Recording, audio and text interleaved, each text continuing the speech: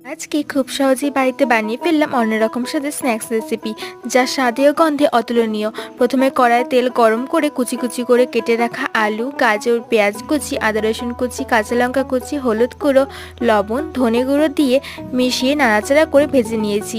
ভাজা হলে নামানোর আগে চাট মশলা দিয়ে মিশিয়ে পুরটা তৈরি করে নিয়েছি। এবার একটা বলে কর্নফ্লাওয়ার, লবণ, সাদা তিল, ধনেপাতা কুচি আর জল দিয়ে গুলে ব্যাটার তৈরি করে রেখেছি। এরপর একটা বাটিতে ময়দা, নুন দিয়ে ভালোভাবে মিশিয়ে অল্প অল্প জল দিয়ে ময়দাটা মেখে নিয়ে আধ ঘন্টার জন্য রেখে দিয়েছিলাম। এরপর ময়দা থেকে লেচি করে শুকনো ময়দা দিয়ে বেলে রুটির মতো করে নিয়েছি। রুটির মধ্যে টমেটো সস লাগিয়ে আলুর পুরটা দিয়ে এইভাবে মুড়ে রোল পাকিয়ে মাঝখান থেকে কেটে নিয়েছি। এবার ব্যাটারের মধ্যে রোলগুলো দিয়ে মিশিয়ে গরম ডুবো তেলে উল্টে পাল্টে ভালো করে ভেজে নিলেই তৈরি সুস্বাদু এই স্ন্যাক্স রেসিপিটি অবশ্যই বাড়িতে একবার হলেও ট্রাই করো। ভীষণ ভালো লাগে খেতে। ভিডিওটি কেমন লাগলো অবশ্যই জানিও। আজকে এতটুকুই।